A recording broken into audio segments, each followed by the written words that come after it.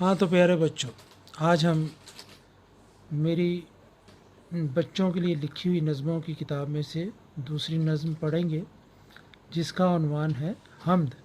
حمد اس نظم کو کہتے ہیں جس میں اللہ تعالیٰ کی تعریف بیان کی جائے۔ اس نظم میں بھی اللہ کی چند صفات کا ذکر کیا گیا ہے، تو اس نظم کا آغاز کرتے ہیں۔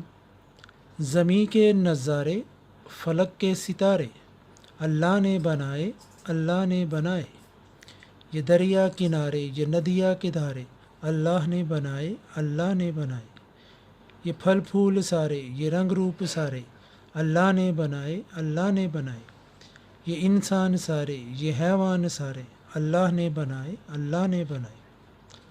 تو بچوں اس نظم کو پڑھیں، یاد کریں، اور انشاءاللہ اگلی نظم کے ساتھ